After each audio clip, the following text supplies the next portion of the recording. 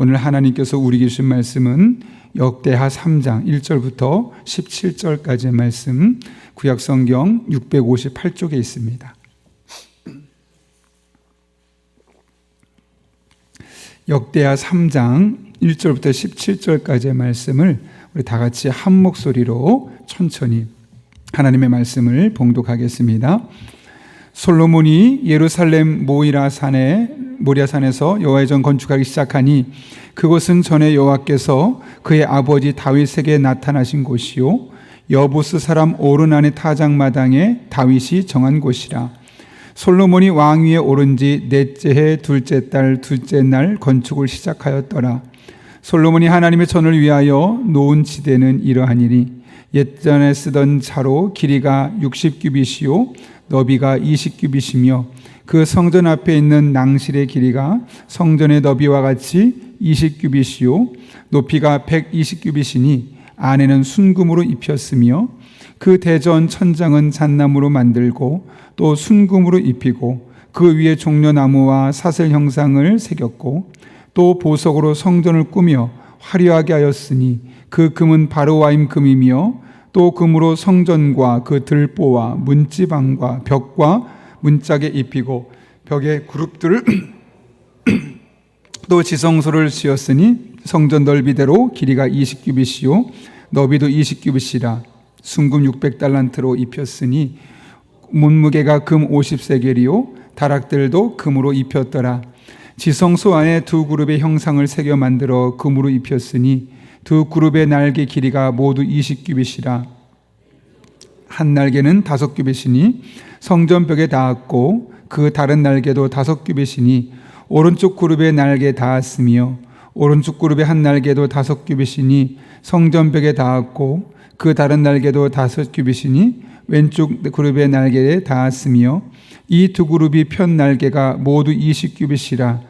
그 얼굴을 내전으로 향하여 서 있으며 청색, 자색, 홍색 실과 고운배로 휘장문을 짓고 그 위에 그룹의 형상을 수 놓았더라. 성전 앞에 기둥 둘을 만들었으니 높이가 35규빗이요 각 기둥 꼭대기의 머리가 5규빗이라. 성소같이 사슬을 만들어 그 기둥 머리에 두르고 성류 100개를 만들어 사슬에 달았으며 그 두 기둥을 성전 앞에 세웠으니 왼쪽에 하나요 오른쪽에 하나라. 오른쪽 것은 야긴이라 부르고 왼쪽 것은 보아스라 불렀더라. 아멘. 신앙은 항상 어떻게 의미 부여하느냐에 따라서 그 신앙생활의 삶과 또 그 질이 달라질 수 있습니다. 똑같은 장소에 어떤 의미가 불어넣느냐에 따라서 그 장소가 훨씬 더 우리에게 거룩한 장소이기도 하고 일상의 장소가 되기도 합니다. 우리가 예를 들면 일상의 삶을 살아가면서 우리 주변에 있는 곳, 사실 저는 가끔 이렇게 서울에 살 때 현충원 앞을 지나가다 보면 봄에 벚꽃이 아주 흐드러지게 펴 있습니다. 근데 그것을 지나가면서 많은 분들이 봄에 소풍을 와서 이제 놀이도 하기도 하죠. 근데 저는 그곳을 지나갈 때마다 예쁜 벚꽃보다는 늘 마음에 떠오르는 것이 그곳에서 이 나라의 독립을 위해 죽어간 이들의 영혼을 생각할 때가 참 많습니다. 똑같은 장소에서 벚꽃을 보면서 나들이를 생각하는 사람들이 있고 그 벚꽃을 보면서 우리가 그 현충원에 있는 한 영혼을 그곳에서 많이 죽어간 사람들 생각하는 사람도 있을 수 있는 것이죠. 어떻게 의미 부여하느냐에 따라서 그 장소가 전혀 다른 곳으로 다가오는 겁니다. 신앙생활도 마찬가지죠. 오늘 본문의 말씀은 성전에 어떤 의미를 부여하느냐에 따라서 그 성전이 어떻게 다가오는지를 우리에게 보여주고 있습니다. 오늘 특별히 본문의 말씀은 성전 건축을 시작하는 장면인데요.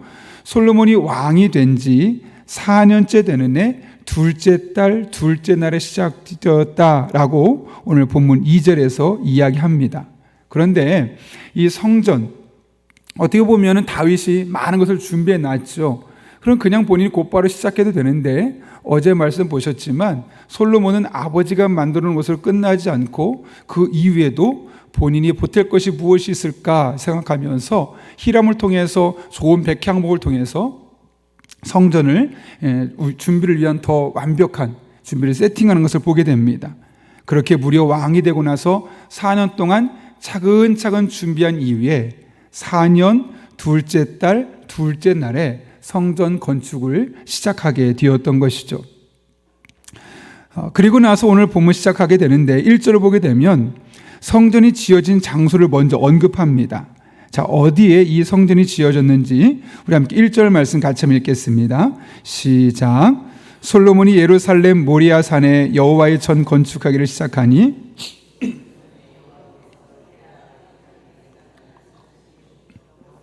오르난의 타작마당에 다윗이 정한 곳이라. 솔로몬이 성전을 지은 곳이 어디라고 말하냐면 예루살렘에 있는 모리아 산이었다라고 말합니다.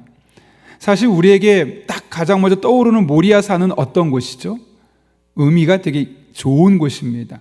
잘 아시는 것처럼 어떻게 보면 아브라함이 하나님 앞에 이삭을 죽일 것을 명령받았던, 제물로 드릴 것을 명령받았던 슬픈 사연이 있는 곳이기도 하지만 또 한편으로는 그곳에서 여호와 하나님, 우리의 일의 하나님, 우리들의 삶에 앞장서서 우리들의 삶을 먼저 준비하신 하나님이심을 경험한 곳이 바로 모리아 산입니다.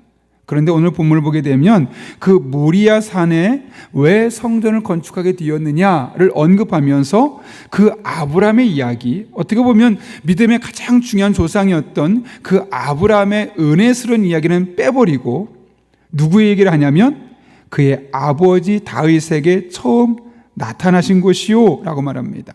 그리고 여부스 사람 오르난의 타작마당에 다윗이 정한 곳이다. 다시 말하면 다윗이 하나님을 만나고 그 은혜를 위해서 이곳에 성전을 지어라 라고 솔로몬에게 이야기한 곳이었음을 알 수 있는 것이죠. 그렇다면 다윗이 이곳에서 하나님을 어떻게 만났습니까? 역대상 21장 18절부터 30절까지의 말씀 보게 되면 왕인 이 다윗이 이제 군인의 숫자를 계수하게 됩니다. 우리가 군사력을 얼마나 갖고 있는가, 어떻게 보면 자신의 객관적으로 평가할 수 있는 기준처럼 보였기 때문에 큰 문제가 안 될 수 있습니다. 그러나 하나님 보시기에는 나를 의지하려 하기보다는 네가 가지고 있는 군사력을 의지하려 하는구나 라고 보였습니다. 하나님께서 그들에게 심판하시죠. 그래서 그곳에 많은 사람들이 전염병이 생겨서 수많은 사람이 죽어나갑니다. 그때 다윗이 회개하고 하나님 앞에 나올 때 하나님이 그의 죄를 용서하시고 그 전염병을 물리셨던 것이 바로 이 본문에서 말하는 모리아산 여호와의 전, 이곳에서 성전을 건축하게 되었던 것이죠. 어떻게 보면 하나님의 은혜를 경험한 것이고 또 어떻게 보면 이 다윗에게는 뼈아픈 곳이기도 합니다. 자신의 실수가 시작된 곳이기도 하고 또 그 실수에도 불구하고 그 죄에도 불구하고 하나님께서 용서해 주셨던 곳, 다윗은 그곳을 지정했고 솔로몬은 아버지 다윗의 결정을 그대로 따르고 그곳에 성전을 세우게 되었던 것이죠. 이것을 통해서 무엇을 말씀하고 싶었던 걸까요, 여러분? 바로 성전은 우리의 연약함과 죄악이 드러나는 곳이고 하나님께 나타나는 곳이며 또 그곳에서 죄의 용서가 다시 시작되는 것임을 우리에게 말씀해 주기 위해서 그런 겁니다. 저는 장신대에 가게 되면 주길철 기념 기도탑이 있고 또 주길철 목사님의 그 순교비가 우리 저희 학교 안에 중간에 자그마한 동산에 세워져 있습니다. 그래서 그곳을 지나갈 때마다 올라갈 때마다 늘 이 순교자의 신앙에 대해서 한 번쯤 떠올리게 되는 거죠. 아무것도 아닌 자그마한 학교 안에 자그마한 동산 안에 주길철 목사님의 순교주의가 세워져 있고 또 그것을 지나서 본관에 가게 되면 이제 기도탑이 있어서 올라갈 때마다 앞에 주기철 교회 기념탑이라고 쓰이는 걸 볼 때마다 우리 안에 순교자의 신앙과 일사각오의 신앙을 떠올리는 겁니다. 오늘 본문도 마찬가지죠. 하나님께서 다윗을 통해서 왜 하필 그곳에 성전을 세우게 하셨느냐면 바로 이 다윗의 사건을 그냥 과거의 사건을 끝나는 것이 아니라 오늘 그곳에서 예배하는 사람들의 마음속에 날마다 새롭게 솟아나기를 원하셨기 때문에 그렇습니다. 이곳에 성전을 짓고 그곳에 예배를 드릴 때마다 그들의 마음속에 어떤 마음이 들까요? 이곳은 다윗, 우리의 왕이었던 선대의 왕이었던 다윗이 하나님 앞에 죄를 지었고 그곳에서 용서를 받은 곳이었다는 사실을 갈 때마다 깨닫게 될 것입니다. 일부러 그런 의도성을 가지고 이곳에 모리아산에 하나님께서 성전을 짓도록 하셨던 것이죠. 이를 통해 우리에게 하고 싶은 말씀이 바로 그것 아니겠습니까? 다윗의 잘못과 하나님의 용서를 늘 상기하는 곳. 여러분, 성전은 바로 그런 곳이 되어야 합니다. 우리의 죄, 실수, 연약함을 늘 생각하고 이곳에선 우리의 모든 죄가 용서받는 곳, 하나님이 그 죄를 용서하시는 그 하나님의 은혜가 바로 성전 안에서 시작되어야 하는 것이죠. 그런 의미에서 성전은 예수님의 십자가의 사건이 날마다 재현되는 곳입니다. 예배드리러 올 때마다 그곳에서 어쩌면 내가 받을 은혜를 기억하기 이전에 먼저 하나님 앞에 나의 연약함과 죄악된 모습을 내려놓고 그곳에 다시 한번 용서받음을 회복하는 시간, 또 한편으로는 늘 그곳에 올 때마다 나를 위해 십자가에 못 박혀 죽으신 예수님의 그 십자가의 사건이 계속 재현되는 시간이 바로 우리가 성전에 들어올 때마다, 예배 자리에 들어올 때마다 가장 먼저 우리들의 마음속에 새겨져야 될 마음, 믿음이기도 한다는 것이죠. 그런 의미에서 우리는 이 성전에 나와서 예배할 때마다 늘 두 가지를 기억해야 합니다. 첫 번째로는 바로 이곳에서 하나님의 용서를 다시 한번 경험하는 시간이 되어야 한다는 것이죠. 우리의 연약함과 죄악을 다 내려놓고 다시 하나님 앞에 우리 영혼이 새로워지고 하나님과의 관계가 새로워지는 시간. 그래서 예배 드리고 나서 우리 안에 죄로 인해서 불편한 마음이 없어야 합니다. 많은 분들이 주일에 나와서 예배를 드리고 나서도 뭔가 찜찜한 기분으로 돌아갑니다.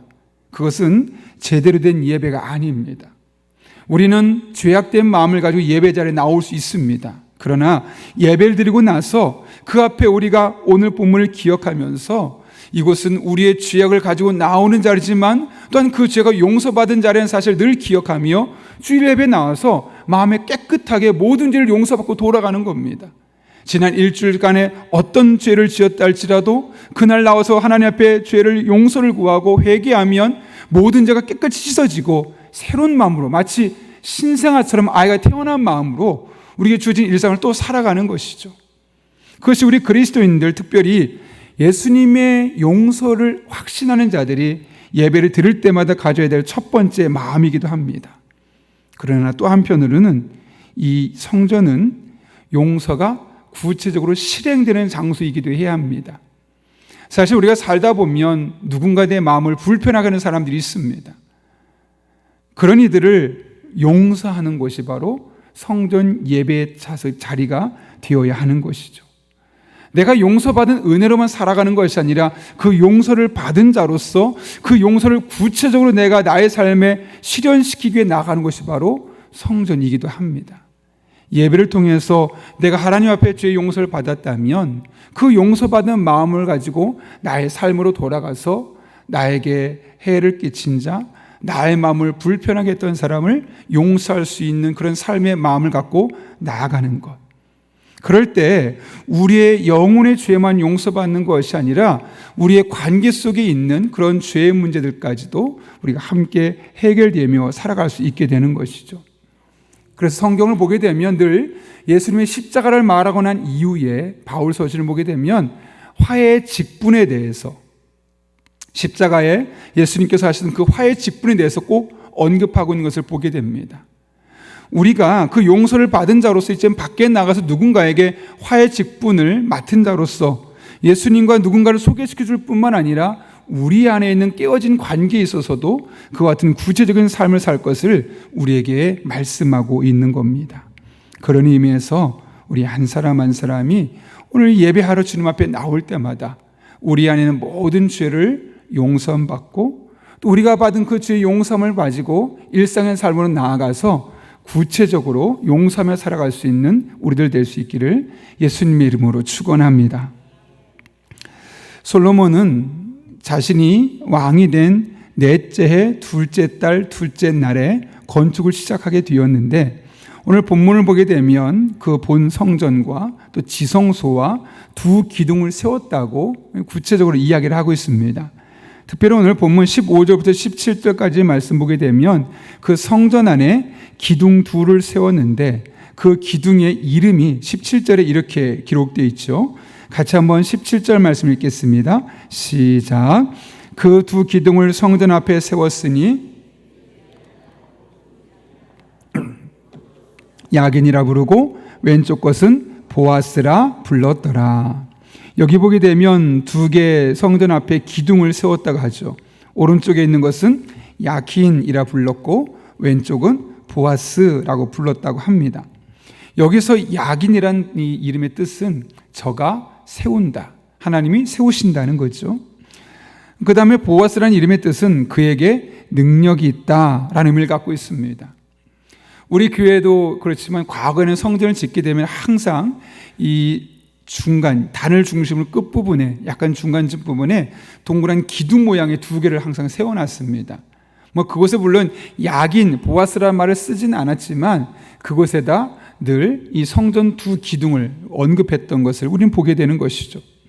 그렇게 했던 의도는 무엇이겠습니까?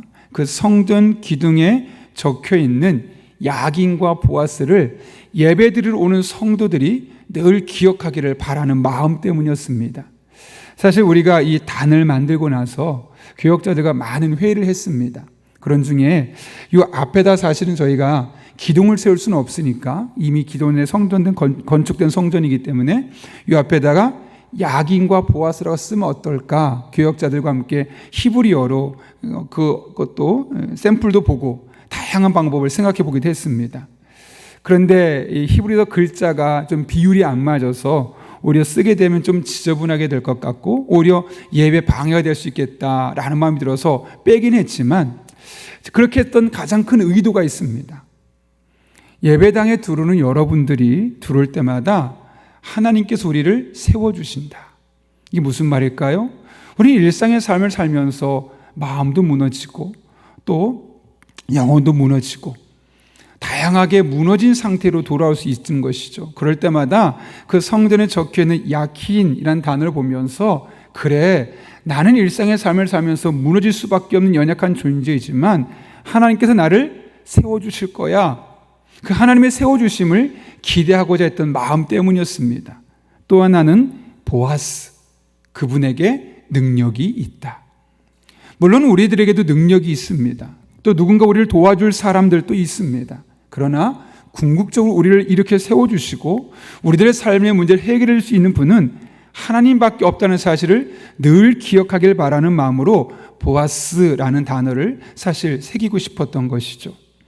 성전 기둥에 야킨과 보아스라는 그 두 개의 기둥을 세우고 그곳에 히브리어로 선명하게 쓰게 되려고 했던 가장 큰 이유는 그 성전에 들어오는 사람들에게 그래, 하나님께서 우리를 세워주실 거야, 그 하나님께 능력이 있어 라는 사실을 기둥을 볼 때마다 깨닫게 하기 위한 그런 의도성이 오늘 본문에 담겨 있음을 우리는 선명하게 알 수 있는 것이죠. 그렇다면 우리 또한 마찬가지입니다. 그 글자가 세워져 있든 새겨져 있든 상관없이 우리는 하나님 앞에 나와 예배할 때마다 이 두 가지를 늘 기억해야 합니다. 우리는 넘어질 수 있습니다. 우리는 쓰러질 수 있습니다. 그러나 궁극적으로 우리를 세워주시고 일으켜주시는 분은 하나님이시다. 그리고 그 하나님께는 무궁한 능력이 있으셔서 얼마든지 우리를 일으켜 세우실 수 있는 분이시다. 그 믿음을 가지고 우리가 주님 앞에 나와서 그분의 도우심을 간구하게 되어질 때 실제로 그분의 도우심을 경험하며 그분의 도우심으로 인하여서 우리의 일상의 삶으로 돌아가는 것이죠. 어쩌면 우리가 예배 시간에 와서 다양한 것들을 구할 수 있습니다. 다양한 방식으로 하나님께 은혜를 구할 수 있습니다. 그러나 가장 근본적으로 우리가 주님 앞에 나와서 예배 시간에 귀를 기울일 것은 하나님께서 나를 세우신다는 것, 또 내게 능력이 있다는 사실을 분명히 기억하고 무너진 우리의 마음, 무너진 우리의 영혼을 다시 일으킴받고 세움받고 돌아가는 것, 그리고 그 은혜를 삼하며 주님 앞에 나오는 것, 이것이 예배하는 우리의 일상의 삶이 될 수 있어야 하는 것이죠. 그리고 그런 마음으로 하나님 앞에 나올 때 하나님 반드시 우리의 무너진 마음을 이렇게 세워줄 것이고 우리의 무너진 가정을 이렇게 세워줄 것이며 우리의 무너지고 깨어진 인간관계를 회복시켜 주시는 놀라운 은혜를 경험하게 될 것입니다. 하나님에게는 그런 능력이 분명히 있습니다. 예배 때마다 이런 야긴과 보아스의 은혜가 우리 성도 한 분 한 분의 삶 가운데 경험될 수 있기를 예수님의 이름으로 축원합니다. 우리 함께 기도하겠습니다. 거룩하신 아버지 하나님, 오늘도 우리를 주님 전에 불러주셔서 하나님 앞에 나와 예배하게 하시고 특별히 말씀 붙들고 기도할 수 있는 은혜 주심에 감사를 드립니다. 예배 현장은 죄의 용서를 경험하는 곳이요, 그 용서받은 자로서 누군가를 용서하는 현장임을 알게 하신 은혜를 감사를 드립니다. 어떠한 죄, 어떤 연약함도 용서해 주시옵고 용서받은 자들로서 우리 또한 다른 이들을 용서하며 살아갈 수 있는 믿음의 사람들 되게 하여 주옵소서. 뿐만 아니라 우리가 다양한 이유로 다양한 상황에서 무너진 마음, 무너진 관계 속으로 또 주님 앞에 나옵니다. 그럴 때마다 약인의 하나님께서 우리를 세워주시고 보아스의 하나님의 능력으로 함께 주셔서 세우시는 하나님의 능력을 날마다 경험하고 돌아가는 복된 성도님들 되게 하여 주옵소서. 매일 새벽 그런 은혜를 경험하게 도와주시고 오늘 수요 저녁에 그런 은혜를 경험하게 도와주시며 주일마다 그런 놀라운 은혜가 우리 성도들의 일상에서 경험되게 하여 주옵소서. 예수님의 이름으로 기도하옵나이다. 아멘. 우리 이 시간 주님께서 가르쳐준 기도 함께 하시겠습니다.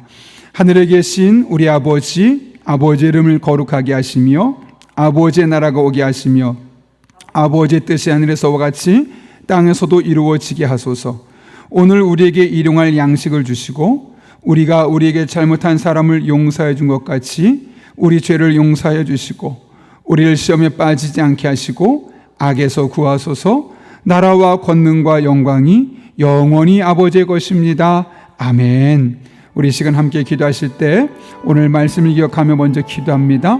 우리 한 사람 한 사람 늘 하나님 앞에 나올 때마다 용서받은 죄인임을 기억하게 하시고 우리 연약함을 내놓고 간구할 때마다 하나님 앞에 모든 죄가 용서받고 그렇게 가벼운 마음으로 일상의 삶을 살아가되 우리의 삶의 현장에서는 감히 용서할 수 없는 이들까지 용서하며 살아갈 수 있는 화해의 사람으로 살아갈 수 있게 달라고, 또 한 걸음 나아가서 우리들이 일상을 살아가며 다양한 환경 속에서 무너지고 좌절하고 낙심하여 오는데 보아스의 하나님, 능력 있으신 하나님께서 우리를 일으키시는 그 약인의 능력을 날마다 경험하는 그런 예배 현장, 그런 기도의 현장이 될 수 있게 달라고 기도합니다. 한 걸음 나아가서 오늘도 성령으로 충만케 하셔서 마땅히 기도할 바를 알게 하시고 이와 같은 과정을 통해서 모든 것을 합력해 선을 이루시는 하나님의 놀라운 은총을 경험할 수 있게 해달라고, 또 우리 성도들의 가정을 위해 기도합니다.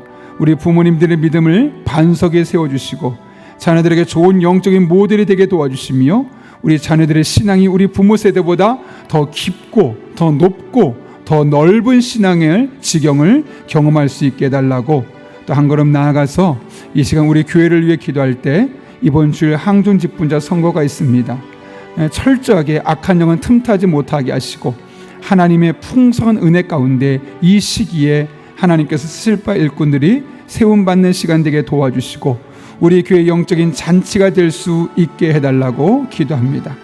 또 한 걸음 나아가서 많은 성도들이 하나님 앞에 나와 마음껏 예배할 수 있도록 주차장 부지 문제가 순조롭게 확보되게 도와주시고 이와 같은 과정을 통해서 우리 교회에서 예배한 성도들이 일상의 삶으로 돌아가 수많은 사람들에게 또 평화의 통로로서 복음을 전하며 믿음의 길을 살아갈 수 있는 그런 은혜가 있게 달라고, 또한 대학 입시를 준비하고 있는 우리 다음 세대들, 그리고 취업을 준비하고 있는 청년들에게 길을 열어주셔서 우리 아이들에게 하나님이 하셨습니다 하는 믿음의 고백이 간증될 수 있게 달라고 기도합니다. 오늘 수요 저녁 기도회로 모입니다. 그 기도회가 늘 드리는, 매주 드리는 기도가 아니라 오늘이 마치 마지막인 것처럼 함께 모여서 함께 기도하고 그곳에서 많은 기도의 응답이 가까워지는 그런 복된 시간 될 수 있게 달라고, 또 여러분이 가진 기도 제목과 여러분의 기도가 필요한 분들을 위해서 이 시간 하나님 도우심을 간구하며 함께 기도하겠습니다. 거룩하신 아버지 하나님, 오늘도 우리를 주님 전으로 불러주셔서 하나님 앞에 나와 예배하며 기도하게 하신 은혜를 감사를